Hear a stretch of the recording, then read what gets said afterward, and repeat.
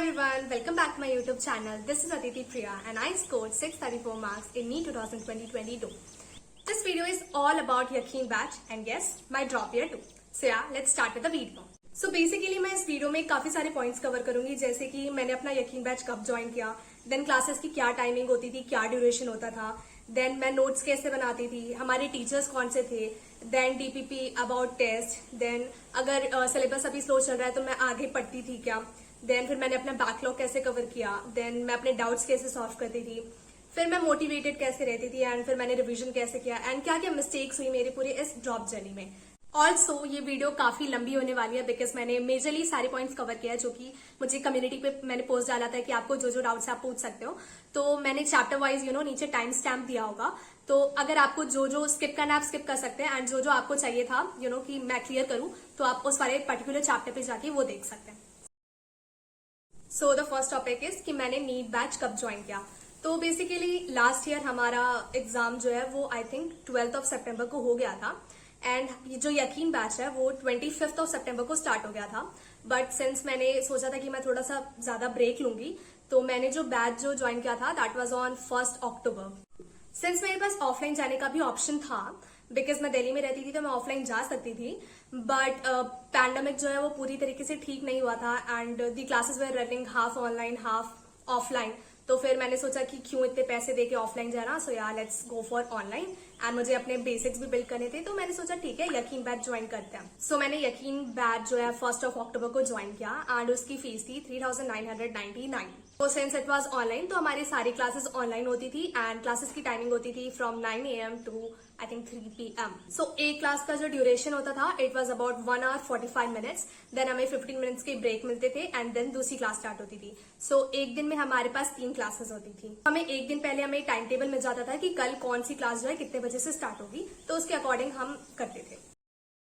If I talk about my teachers तो physics जो है हमें सतीश सर ने पढ़ाया था. इनफैक्ट उन्होंने 11th एंड 12th पूरा उन्होंने ही कवर किया था. एंड केमिस्ट्री के लिए 3 टीचर्स थे हमारे पास. फिजिकल केमिस्ट्री के लिए हमारे पास थे सर्वेश सर, ऑर्गेनिक केमिस्ट्री के लिए हमारे पास थे Pankaj sir and inorganic chemistry के लिए हमारे पास थे Mohit sir. Also if you talk about bio तो बायो में हमारे पास बॉटनी और जोलॉजी के अलग अलग टीचर्स थे. तो बॉटनी के हमारे टीचर थे तरुण सर एंड जोलॉजी के हमारे टीचर थे मनीष दुबे सर. एंड मैंने पूरे साल इन्हीं टीचर्स को फॉलो किया, मैंने बीच में कभी टीचर्स चेंज नहीं किए. इनफैक्ट हमें यकीन 2020 का भी एक्सेस मिल गया था बट मैंने जब डाउट होता था तभी उस पर जाती थी, अदरवाइज मैंने अपने टीचर्स को कांस्टेंट रखा. And also yes if I talk about modern physics तो मुझे मॉडर्न फिजिक्स में सतीश सर का लगा कि वो थोड़ा फास्ट कर रहे हैं तो इसलिए फिर मैं MR सर पे स्विच हो गई थी बस सिर्फ मॉडर्न फिजिक्स के लिए. बाकी सारे टीचर्स मैंने पूरे ईयर सेम रखा. एंड अगर मैं अपने टाइम टेबल की बात करूं तो सिंस हमारी क्लासेस जो है वो 9 AM स्टार्ट होती थी तो मैं 8 o'clock उठ जाती थी. एंड मैं बता देती हूँ कि मैंने कभी भी लाइव लेक्चर्स अटेंड नहीं किया है, मैं हमेशा रिकॉर्डिंग देखती थी. तो फिर 8 o'clock उठ के फिर मैं 9 o'clock से अपनी क्लासेस देखना स्टार्ट करती थी और सिंस मैंने बताया कि मैं रिकॉर्डिंग देखती थी तो मैं एक वीडियो पीछे चलती थी. And then if you talk about कि मैं अपने क्लास के साथ नोट्स कैसे बनाती थी तो बेसिकली जैसे कि मैंने बताया 9 o'clock में क्लास अटेंड करना स्टार्ट करती थी विच वॉज रिकॉर्डिंग. तो रिकॉर्डिंग पे चल रहा होता था और वो 2x पे चल रहा होता था. तो जो मैं नोट्स बनाती थी ना सर के लेक्चर के साथ साथ अपने नोट्स बनाती थी. और नोट्स में मैं बताती हूँ मैं क्या लिखती थी. जैसे कि अगर हम फिजिक्स की बात करें तो फिजिक्स में एक तो जितने भी थ्योरी पॉइंट्स है सर बता देते हैं, सर लिखते भी हैं थ्योरी पॉइंट्स, तो उन सबको तो एज इट इज मैं अपने नोट्स में डालती थी. And if you talk about questions तो देखो अगर मैं अपनी बात बताऊं तो मैं ड्रॉपर थी इसलिए मैंने यकीन बैच ज्वाइन किया था. एंड हमारे पास इतना ज्यादा टाइम नहीं होता है कि हम हर एक क्वेश्चन को नोट डाउन करें, उसके सोल्यूशन को नोट डाउन करें. तो मैं क्या करती थी, जो क्वेश्चन मतलब जब सर करा रहे होते थे पहले पॉज करती थी, खुद से ट्राई करती थी. तो जो क्वेश्चन मुझसे बन जाते थे उनको तो मैं नहीं लिखती थी अपने नोट्स में, और जो क्वेश्चन मुझसे नहीं बनते थे मैं पहले वीडियो देखती थी. उसके बाद मुझे लगता था कि हाँ इसमें कुछ हिडन कॉन्सेप्ट है या फिर ये इस कॉन्सेप्ट से ये क्वेश्चन बना है, थोड़ा ट्रिकी क्वेश्चन है, मैं फिर उन क्वेश्चंस को अपने नोट में डालती थी. ऐसे में सारे क्वेश्चंस नहीं लिखती थी. तो इसलिए मैं आपको भी यही सजेस्ट करूंगी कि जो आपसे बन जा रहे हैं ऑलरेडी तो उनको नोट्स में लिख के वैसे भी कोई फायदा नहीं है. तो इसलिए जो आपसे नहीं बन रहा है फर्स्ट अटेम्प्ट में या फिर आपको कुछ उसमें हिडन कॉन्सेप्ट मिल रहा है तो फिर उन क्वेश्चंस को आप अपने नोट्स में डालें. एंड अगर मैं बायो की बात करूं तो बायो में तो यस मैंने ईच एंड एवरी पॉइंट जो भी सर बोर्ड पे लिखते थे वो सब कुछ मैं अपने नोट्स में लिखती थी. एंड ऐसा बोलते हैं ना कि कभी कभी सर आउट ऑफ NCERT भी पढ़ा देता है, विच इज ट्रू. एक्चुअली वो जरूरत होता है ताकि हम समझ सके कि एनसीईआरटी में क्या लिखा है। तो वो सब तुम लिख लो, बाद में जब पढ़ोगे तो उस टाइम तुम्हें फिल्टर आउट करना पड़ेगा कि ठीक है तुम्हें ये वाला पार्ट नहीं पढ़ना है, ये वाला पार्ट एनसीईआरटी में नहीं है, तो ये सिर्फ समझने के लिए था, तुम्हें याद नहीं करना है। तो लिखते टाइम तो पूरा लिख लो, बट पढ़ते time you have to filter it out and तब जाके पढ़ो। And if you talk about chemistry, तो केमिस्ट्री में भी फिजिकल केमिस्ट्री के लिए मैं यही करती थी कि जो क्वेश्चंस मुझसे बन जाते थे उनको तो नहीं लिखती थी, बट जो क्वेश्चंस फर्स्ट अटेम्प्ट में नहीं बनते थे उनको लिख लेती थी अपनी नोट्स में। एंड थ्योरी कॉन्सेप्ट्स तो सब लिखती थी मैं। फिजिकल में तो हमें सीडीएस में जाता था तो वो लिखती थी, एंड उसके साथ एक क्वेश्चन भी डाल देती थी मैं कि ठीक है ये सीडीएस जो है इस टाइप वाले क्वेश्चन में लगेगा। एंड अगर मैं बात करूं ऑर्गेनिक में, तो ऑर्गेनिक में तो ईच एंड एवरी पॉइंट जितना भी सर ने पढ़ाया है, इनफैक्ट जो सर बोलते भी थे और मुझे ऐसा लगता था ओ ये तो मुझे नहीं पता है, तो मैं उसको भी अपने नोट्स में ऐड कर दी थी। कभी कभी बबल्स में ऐड कर देती थी। थोड़ा अट्रैक्टिव बनाना पड़ता है ताकि हम नोट्स को वापस देखने जाए। And if you talk about inorganic chemistry, तो मैंने पहले भी बताया कि हमारी इनऑर्गेनिक केमिस्ट्री हम एकदम लास्ट में हुई थी और तब ज्यादा टाइम नहीं थे, और मोहित सर के नोट्स काफी अच्छे थे, तो मैंने उन्हीं के प्रिंट आउट्स लिए थे और उसी से पढ़ा था। बट अगर आपके पास टाइम मिलता है तो आप इनऑर्गेनिक केमिस्ट्री के भी नोट्स बना सकते। तो यही होता था एक्चुअली नोट्स बनाने में। मैं रिकॉर्डिंग देखती थी तो 2x पे चल रहा होता था, तो नोट्स बनाने में और लेक्चर अटेंड करने में सब कुछ मिला के मुझे ऑलमोस्ट 2 आवर्स लग जाते थे।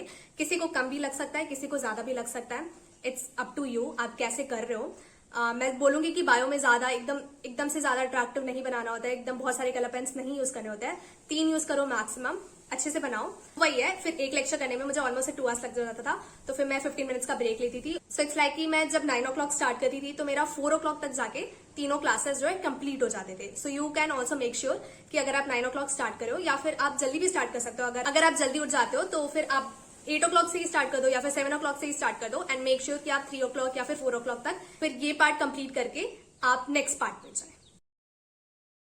And yes, if you talk about DPP, तो फिर मैं रोज डीपीपी आते थे, तीनों सब्जेक्ट के आते थे, ऑलमोस्ट 15 क्वेश्चंस होते थे। लास्ट में जाके हमारे क्वेश्चंस बढ़ा दिए थे, या फिर उनको जब कभी फील होता था कि ये वाला टॉपिक ज्यादा इंपॉर्टेंट है तो वो 30 क्वेश्चंस दे देते थे। ये मैक्सिमम जो है बायो में ही होता था, बाकी में 15 क्वेश्चंस ही आते थे। तो जैसे कि मैंने बताया मेरी सारी क्लासेस हो गई है विथ नोट्स, मैंने 4 o'clock तक कंप्लीट कर लिया है। फिर ब्रेक लेके खाना वाना बीच में ही हो जाता था, फिर ब्रेक लेके मैं 5:30 या 5 o'clock से स्टार्ट करती थी, एंड ऑलमोस्ट से 15 मिनट्स ईच लगता था मुझे डीपीपी करने में। तो वो ऑलमोस्ट से 1 या फिर 1.5 आवर्स में मेरा पूरा डीपीपी कंप्लीट हो जाता था। देन आफ्टर डीपीपी मैं 6 to 7 जो है एक कंप्लीट ब्रेक लेती थी स्टडीज से। कुछ भी नहीं चलता था मेरे दिमाग में स्टडी से लेके, बिकॉज फिजिकल एक्सरसाइज भी बहुत इंपॉर्टेंट होती है। मैं वॉकिंग पे जाती थी, अपने फ्रेंड के पास जाती थी। अगर आप बाहर नहीं जा सकते हैं तो आप योगा कर सकते हैं घर पे, बिकॉज फिजिकल एक्सरसाइज अपने माइंड को फ्रेश रखने के लिए बहुत इंपॉर्टेंट होता है। इट्स लाइक हम मॉर्निंग से 6 आवर्स का लेक्चर देख रहे हैं, फिर हमने डीपीपी भी किया है, तो पूरा बहुत बस्ड अप हो जाता है, बहुत लेजी फील कर रहे होते हो। इसलिए शाम में 1 घंटा निकालो खुद के लिए, या तो गाने सुन लो, या तो थोड़ा घूम लो, या फिर योगा कर लो। It's very important for your health and also for your efficiency, कि आप 100% एफिशिएंट रहो उसके बाद भी और उससे पहले भी। इसलिए आपको एक्सरसाइज करना बहुत इंपॉर्टेंट है। देन फिर मैं आती थी, तो फिर मैं अपनी स्टडीज जो है वो वापस से कंटिन्यू करती थी, आइदर फ्रॉम 7:30 और 8 o'clock भी हो जाता था कभी कभी। तो फिर मैं 2 घंटे लेती थी, 8 to 10 जो है वो रिवाइज करती थी विद एनसीईआरटी खोल के उसकी रीडिंग लगाती थी, विच इज मस्ट, लगाना चाहिए। एंड हमें सेम डे पे ही एनसीईआरटी की रीडिंग लगानी चाहिए। तो फिर मैं 2 घंटे लेती थी और जितना भी एक दिन में जो मैंने पढ़ा है उसी दिन उस सबको रिवाइज करती थी विद एनसीईआरटी। देन फिर इट्स ऑलमोस्ट 10 एंड फिर भी मेरे पास 2 घंटे होते थे, तो फिर जो पहले का पढ़ाया होता था उसको पेजेस पलट के पढ़ लेती थी। एंड सिंस वो काफी ज्यादा रिवाइज हो जाता था मेरा, वो चैप्टर के कंटिन्यूएशन में होता था, तो उस चैप्टर के फिर मैं क्वेश्चंस लगा लेती थी। तो बिकॉज काफी ज्यादा टाइम होता था, 2 घंटे होते थे, बीच में डिनर भी हो गया, तो आराम से फिर मैं 2 घंटे में क्वेश्चन प्रैक्टिस भी कर लेती थी और जो पहले पढ़ाया है उसको भी थोड़ा सा रिवाइज कर लेती थी। तो I think this time table is काफी ज्यादा फ्लेक्सिबल, आप भी इसे फॉलो कर सकते हैं। And trust me, this is more than enough. इतना ही करना होता है, इससे ज्यादा कुछ नहीं करना होता है, इतना करो। इट्स ऑल्सो इम्पोर्टेंट कि आप 8 आवर्स की नींद लो। तो सिंस जैसे कि मैं 12 o'clock सो जाती थी और मैं 8 बजे उठती थी, तो 8 घंटे की मेरी नींद बहुत अच्छी हो जाती थी। तो आप भी 8 आवर्स की नींद ले, आप 7 आवर्स में भी काफी ज्यादा एफिशिएंटली आउटपुट दे सकते हो, तो 7 आवर्स भी ठीक है। मैं 8 आवर्स की प्रॉपर नींद लेती थी। And yes, also time table को लेके कभी भी स्ट्रिक्ट नहीं होना है कि ठीक है मतलब 2 घंटे करने थे और मेरे 2.5 घंटे लग रहे हैं, 3 घंटे लग रहे हैं, तो टेंशन लेने लगो कि ठीक है मुझसे तो नहीं हुआ, अब इसे छोड़ दो, अब आज का पूरा दिन गया, आज मुझसे होगा ही नहीं। ऐसा बिल्कुल नहीं करना है। एक फ्लेक्सिबल टाइम टेबल रखो, इनफैक्ट टाइम टेबल रखो ही मत, बस इतना रखो कि मुझे ये सारे टारगेट्स हैं, मुझे रोज के लेक्चर देखना है, उसके नोट्स बनाना है, उसकी डीपीपी करनी है, साथ में एनसीईआरटी पढ़नी है और पहले की जो पढ़ाई हुआ है उसको थोड़ा सा रिवाइज करके उसके क्वेश्चंस लगाने हैं। बस इतना ही करो कि मुझे रोज इतना ही करना है। बस ऐसे फिक्स टाइम टेबल मत रखना कि मुझे 7 से 8 ऐसे उठना है, ऐसे करना है, ऐसे बिल्कुल नहीं। फ्लेक्सिबल रखो, सब कुछ हो जाएगा। Then the next point comes is test. तो टेस्ट के लिए हमें ऐसा लगता है कि काफी ज्यादा बर्डन हो गया हमारे पास, हम टेस्ट के लिए नहीं पढ़ पा रहे हैं, हमें अभी करंट सिलेबस नहीं कर पा रहे हैं। ऐसा बिल्कुल नहीं होता है। जैसे कि मैंने अपना टाइम टेबल बताया या फिर जो मैंने अपना शेड्यूल बताया, अगर आप उसको फॉलो करोगे ना तो आपको टेस्ट देने में बिल्कुल भी परेशानी नहीं आएगी। स्टार्टिंग में मैं भी बहुत ज्यादा हसल कर रही थी, मुझे भी टेस्ट देने का बिल्कुल मन नहीं करता था। इनफैक्ट मैं ऐसे बोलती थी कि मैं टेस्ट नहीं दूंगी, बट फिर मुझे बोला गया कि तुम दो, कितने भी गंदे मार्क्स आए, इट डजेंट मैटर, बट दो। तो यही होता है, पहले हमें टेस्ट ना देने का फियर हटाना होता है कि पहले फियर हटा दो कि भाई टेस्ट देना है, कुछ भी हो जाए टेस्ट देना है। उसके बाद धीरे धीरे इंप्रूवमेंट खुद आने लगती है, खुद मन करता है कि हाँ टेस्ट ही तो है, टेस्ट ही तो देना है, आराम से दे देंगे। तो टेस्ट के लिए क्या होता है, जैसे कि डेली रूटीन फॉलो करो एंड जब हमारा संडे को टेस्ट होता है तो आई थिंक तुम फ्राइडे से भी स्टार्ट करोगे ना, थोड़ा थोड़ा टाइम निकाल के डे का, फ्राइडे से भी स्टार्ट करोगे, आराम से संडे के लिए टेस्ट के लिए तुम प्रिपेयर हो जाओगे। एंड सिंस जो संडे को टेस्ट होता था उसमें टाइमिंग फ्लेक्सिबल होती थी, कभी भी तुम संडे को अटेंड कर सकते हो। तो मैं जैसे कि मैंने बताया, मैं फ्राइडे नाइट से पढ़ना स्टार्ट करती थी, फिर सैटरडे का थोड़ा बहुत टाइम निकाल के सैटरडे को पढ़ती थी एंड फिर संडे को मेरा पूरा टाइम फ्री होता था। मैं इवनिंग में जाके अटेम्प्ट करती थी पेपर, आई थिंक 5 to 8 ऐसे अटेम्प्ट करती थी। तो पूरा संडे का भी टाइम है, आराम से रिवाइज हो जाता था। इनफैक्ट रिवाइज ही तो करना है और रिविजन तो हम पहले भी कर रहे थे, तो बहुत जल्दी हो जाता है। आई सजेस्ट कि बिल्कुल भी टेस्ट मिस मत करना, टेस्ट कर लेना। एंड ऑल्सो 8 o'clock तक टेस्ट करने के बाद 1-2 घंटे का ब्रेक लेके आराम से मैं 3 घंटे लेती थी। 3 घंटे मैंने टेस्ट दिया, फिर 3 घंटे लेती थी, या फिर कभी कभी 4 घंटे भी हो जाते थे। टेस्ट का एनालिसिस करती थी, प्रॉपर एनालिसिस करना चाहिए टेस्ट का, वरना टेस्ट देने का कोई भी फायदा नहीं होता है। तो फिर मैं आराम से प्रॉपर टेस्ट एनालिसिस करती थी। जैसे कि मैंने बताया, मैंने मिस्टेक नोटबुक पहले नहीं बनाई थी, but yeah I use to write those points in my notes only. मैं नोट्स में ही ऐड कर लेती थी। बट सिंस आपके पास एक मिस्टेक नोटबुक है, तो आपकी जितनी भी टेस्ट में गलती हुई है वो आपको मिस्टेक नोटबुक में ऐड करनी है। देन मंडे से सेम शेड्यूल फॉलो करो। Then here comes the I think the most important point and the most confusing point. और मुझे इस चीज को लेके इंस्टाग्राम पे भी काफी सारे लोगों ने पूछा था कि दी, अगर टीचर्स जो है स्लो पढ़ा रहे हो और तुम्हें ऐसा फियर हो जाता है कि टीचर्स जो है राइट टाइम पे सिलेबस नहीं कंप्लीट कर पाएंगे, या फिर हमें वो कर भी देंगे तो हमें रिवीजन का ज्यादा टाइम नहीं मिल पाएगा, तो क्या हम अभी से ही आगे का पढ़ते रहे और जो वो पढ़ा रहे हैं वो भी पढ़ ले? तो आई सजेस्ट कि नहीं, बिल्कुल भी ऐसा नहीं करना है। ट्रस्ट फिजिक्स वाला या फिर योर टीचर्स ब्लाइंडली, वो जैसा कर रहे हैं उन्हें पता है, वो इनफैक्ट 25 ईयर से पढ़ाते आ रहे हैं, उन्हें पता है कि सिलेबस कब खत्म करना है, कब कौन सी पेस पकड़नी है। एंड वो सफिशिएंट टाइम देते हैं रिवीजन का। अगर हमारा टेस्ट जो है वो मई के स्टार्टिंग में हो या फिर मई के एंड में भी हो ना, तो वो तुम्हें 45 डेज मिनिमम बोल रही हूँ मैं, 45 डेज वो देते ही है रिवीजन के लिए। तो अगर अभी आप लोगों को लग रहा है कि सिलेबस स्लो चल रहा है, तो ठीक है यार, स्लो चले दो। अभी जो चैप्टर चल रहा है ना, उनको मेक श्योर करो कि आप 100% कर लो, इतने अच्छे से कर लो कि तब जाके जब 30 डेज बचे, अगर तब रिवीजन करना पड़े तो 1 घंटे में जो अभी वाला चैप्टर है वो आराम से हो जाए। तो अभी जो चल रहा है उसे एकदम अच्छे से पढ़ो, बिल्कुल टेंशन मत लो कि सिलेबस कब खत्म होगा, वो कर भी पाएंगे या नहीं, वो आराम से कर देते हैं। उनको ब्लाइंडली फॉलो करो, बिल्कुल भी हसल अप करने की जरूरत नहीं है, आराम से चलो, जो वो करा रहे हैं वही करते रहो। जैसे कि मैंने बताया, वो लेक्चर्स देखो, उसके नोट्स बनाओ, उसके डीपीपी करो, रिविजन करो, एंड दैट इज इट। तुम्हें आगे का कुछ टेंशन नहीं लेना है, वो आराम से कंप्लीट कर देंगे, सफिशिएंट टाइम के साथ कंप्लीट कर देंगे। एंड विद टाइम मैनेज भी हो जाएगा। अभी लग रहा होगा कि स्लो है, वो जानबूझ के स्लो करा रहे हैं ताकि आप उस पेस को पकड़ो। फिर जब उन्हें लगेगा कि हाँ अब ये जो है थोड़ा पेस पकड़ सकते हैं, तो वो अपने आप सिलेबस पास कर देंगे। इनफैक्ट फास्ट नहीं करता है, स्मूथली चलता है काफी ज्यादा। I suggest blindly follow your teachers, वो जैसे पढ़ा रहे हैं उसी पेस से पढ़ो, बिल्कुल भी जल्दीबाजी जल्दीबाजी करने की जरूरत नहीं है। अगर तुम जल्दीबाजी करोगे, जो करंट चल रहा है वो भी अच्छे से नहीं पढ़ पाओगे, और जो तुम बाद वाला पढ़ रहे हो वो भी अच्छे से नहीं हो पाएगा। तो जिस पेस से चल रहे हो उसी पेस से चलो। Then here comes the point of backlog.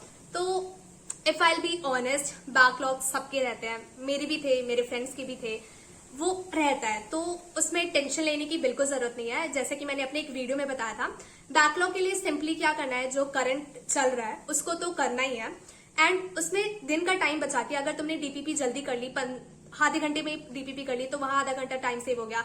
बीच में जो हम थोड़ा ब्रेक लेते हैं या फिर उस टाइम के लिए रिवीजन करना बंद कर दो, तो फिर you have to save your time, अपने दिन का टाइम सेव करके अपने बैकलॉग को कवर करना है। हम क्या करते हैं, मतलब बेसिकली मैंने भी स्टार्टिंग में ये मिस्टेक की थी, जब मुझे नहीं पता था।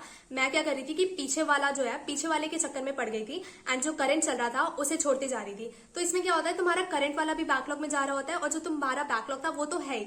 तो ये ये बिल्कुल अवॉइड करना है, करंट वाले को साथ में लेके करना है एंड जो पीछे रह गया उसको दिन का टाइम सेव करके हमें कवर करते जाना है। एंड आई थिंक वो जल्दी कवर हो जाता है, बिकॉज तुम आगे वाला भी पढ़ ही रहे हो, तो वो पीछे वाला जो है तुम्हारा आराम से कवर हो जाता है, तो उसकी टेंशन नहीं ले रही है। एंड फिर कभी अगर ऐसे लगता है कि जो अभी जो पढ़ा रहे हैं वो पीछे से लिंक्ड है, तो ठीक है, उस केस में तो ऑब्वियसली बात है, हमें पीछे वाला पहले पढ़ना ही पड़ेगा, तभी हम ये वाला पढ़ सकते हैं। तो ठीक है, तो उसके लिए तुम पीछे वाला पहले देखो और फिर जो करंट चल रहा है वो देखो। तो ठीक है, आई सजेस्ट कि avoid backlog, but I know किसी ना किसी रीजन से 1 या 2 बैकलॉग तो आ ही जाता है। तो 1 या 2 बैकलॉग है तो कोई बात नहीं, उतना तो कवर हो ही जाता है। इनफैक्ट संडे को भी रहो तो संडे को भी कर सकते हो, जिस दिन टेस्ट ना हो, बिकॉज टेस्ट जो है वो आई थिंक हर 14 डेज में होता था। तो जिस संडे टेस्ट नहीं है उस दिन तुम आराम से 3 या 4 लेक्चर या 5 लेक्चर भी देख सकते हो। तो संडे को ट्राई करो कि वो कवर हो जाए, अगर तुम्हें लग रहा है कि वो लिंक्ड है पिछले वाले टॉपिक से। अदरवाइज जैसे कि मैंने बताया, वो टॉपिक जो चल रहा है उसे तो देखो ही और दिन का टाइम सेव करके पहले वाला देखो। बट ठीक है, अगर लिंक्ड है तो ऑब्वियसली बात है, पहले हमें वो पढ़ना पड़ेगा। तो उस केस में संडे को जाके कवर करो, बिकॉज जिस संडे को कुछ नहीं हो रहा होता है उस दिन करो। या फिर जिस दिन संडे को टेस्ट भी है तो आराम से टेस्ट जो है मॉर्निंग में दे दो, उसका एनालिसिस करके फिर रात का जितना भी टाइम बच रहा है आराम से, आई थिंक 3 लेक्चर्स तो हो ही जाएंगे, तो फिर रात में कवर कर लो। Then here comes the major point जो काफी सारे लोग जानना चाहते थे कि how I cleared my doubts. Since मैंने ऑनलाइन लिया था, फिजिक्स वाला लिया था, यकीन 2.0 बैच लिया था, तो उसमें हम सबको पता है कि डाउट इंजन इतना भी ज्यादा एफिशिएंट नहीं था। इनफैक्ट कभी कभी तो गलत आंसर्स आ जाते थे या फिर कभी कभी बहुत टाइम हो जाता था तब जाके आंसर आते थे, और तब तक जो हमारा डाउट था वो आई थिंक हमें भी नहीं पता होता था कि क्या डाउट था। तो ठीक है, ये I think this was the only drawback जो मुझे यकीन बैच में लगा। एंड मैंने बताया कि डाउट्स क्लियर करना बहुत इंपॉर्टेंट होता है। तो ठीक है, मैं अपने डाउट्स कैसे क्लियर करती थी, तो I used to ask my school teachers. कभी कभी मैं अपने स्कूल टीचर से पूछ लेती थी। एंड द सेकेंड थिंग जो मैं करती थी वो ये था कि हमारा एक ग्रुप था, जो सब नीट के लिए प्रिपेयर कर रहे थे, तो उस ग्रुप में हम अपने डाउट्स जो है पोस्ट कर देते थे, फिर हम सब एक दूसरे के डाउट्स क्लियर करते थे। तो वो हमारा ग्रुप था जहाँ पे सब अपने डाउट्स पूछते थे और सब एक दूसरे के डाउट्स क्लियर करने के लिए कोशिश करते थे, और इनफैक्ट हो भी जाता था। एंड अगर तुम एक ग्रुप में करोगे, डिस्कशन करके जब तुम्हारे डाउट्स क्लियर होते हैं ना, तो वो काफी लॉन्ग रन में काफी बेनिफिशियल होते हैं, वो काफी टाइम तक हमें याद रहते हैं। And the third thing which I used to do was to use Filo app. जो ऐप में हमारे 3rd ईयर या 4th ईयर MBBS स्टूडेंट्स ही होते हैं, एंड फिर वो हमारे डाउट्स क्लियर करता है, वो वीडियो वॉइस कनेक्ट होता है एंड फिर हमें उन्हें क्वेश्चंस देता है एंड वो हमारे डाउट्स क्लियर करता है। तो आई थिंक वो भी काफी अच्छा वे है डाउट्स क्लियर करने का। And also the most common वे जो हम सबको पता है, गूगल पे डाल दो, आंसर्स मिल जाता है। कभी कभी नहीं मिल पाता है तो ठीक है, फीलो ऐप यूज कर लो या फिर अपने फ्रेंड्स से पूछ लो। फ्रेंड्स से पूछना I think is the best option. You have to make a circle, अपना एक फ्रेंड सर्कल बनाओ जहाँ पे सब नीट के लिए प्रिपेयर करो और सब एक दूसरे के डाउट्स क्लियर करो। वो चैलेंजिंग भी होता है, काफी ज्यादा बेनिफिशियल भी होता है एंड तुम काफी सारे पॉइंट्स डिस्कस भी कर लेते हो, उनके डाउट्स तुम्हें पता चलता है कि ओ ये वाला पॉइंट भी है, तो वो काफी अच्छा वे होता है। या फिर गूगल से देख लो या फिर अपने टीचर से पूछ लो, अगर कोई टीचर है या फिर कोई लोकेलिटी में कोई टीचर है उनसे पूछ सकते हो, या फिर you can use the app Filo. Then here comes the last point and I think which is the backbone of everything, how to stay motivated. तो मोटिवेशन जो है सब बोलते हैं it comes within। तो अगर मैं अपनी बात करूं कि मैं कैसे मोटिवेटेड रहती थी, तो पहला रीजन तो यही है, चलो ठीक है, डॉक्टर बनना चाहती थी। डॉक्टर बनना ये जो होता है is one thing and the other thing is to compete with 18 और 19 लाख स्टूडेंट्स एंड उसमें you have to be that one जो कि एक गवर्नमेंट मेडिकल कॉलेज लेके जाए। तो ये खुद ही इतना ज्यादा चैलेंजिंग साउंड करता है कि ऐसा लगता है कि नहीं यार, मुझे तो करना ही है, मुझे बस एक ही सीट चाहिए तो मुझे तो करना ही है। This should come with in you. So cracking NEET was itself a challenge and this challenge kept me motivated throughout the year। तो कभी भी अगर तुम demotivated फील करो तो बस यही सोचना कि स्टार्ट क्यों किया था और हमें एंड पॉइंट तक जाना है। हमारे सर हमेशा बोलते थे कि तुम हाफ वे आ चुके और यहाँ से पीछे मुड़ के देखोगे तो कोई फायदा नहीं होगा। You just have to keep working hard and you will obviously reach the final point. तो ठीक है यार, सब कुछ अच्छा होगा, हमेशा स्टे पॉजिटिव। एक हेल्दी स्टेट ऑफ माइंड भी होना चाहिए, तो उसके लिए योगा या फिर एक्सरसाइज करना इज मस्ट, तो वो भी करो। And also manifest, I think manifesting is also a thing. तो मैनिफेस्ट भी करो, अपने ड्रीम कॉलेज के बारे में सोचो एंड ये सोचो कि कितना हार्डवर्क हमें इनपुट देना पड़ेगा तभी जाके तो सक्सेस को हम एंजॉय कर पाएंगे। सो यार keep working hard work always page of, कभी भी वो बर्बाद नहीं जाता है। तो just keep working hard, stay focused. Medical college में बहुत फन होता है मुझे, ठीक है, अभी भी एक्सपीरियंस करना, मैंने अभी तक स्टार्ट भी नहीं किया है, तो आई विल शो यू, मैं मोटिवेटेड रखूंगी आपको कि ठीक है हार्ड वर्क करो अभी, तो तब जाके इतने फन होंगे। So I think yeah this was all about my drop journey, all about my Yakeen batch journey. So I think I almost covered सबके questions. So I think this video will be beneficial for you guys and will help you guys in your journey. Try to inculcate these small habits and yes, it will show you the path to success. So yeah, stay motivated, work hard, be happy. And yeah, अगर आपको अभी भी कोई doubt है then you can comment on below or you can text me on my Instagram. So this video was basically dedicated to droppers, you know, for the Yaqeen batch. सो मैं सोच रही हूँ कि नेक्स्ट वीडियो में मैं basically ये बताऊंगी कि 11th-12th के साथ हम कैसे अपने नीट की प्रिपरेशन को कंटिन्यू कर सके एंड कैसे फर्स्ट अटेम्प्ट में ही क्रैक कर सके। So if you like this video then please give a thumbs up and if you want more such videos then you can subscribe. So yeah, thank you.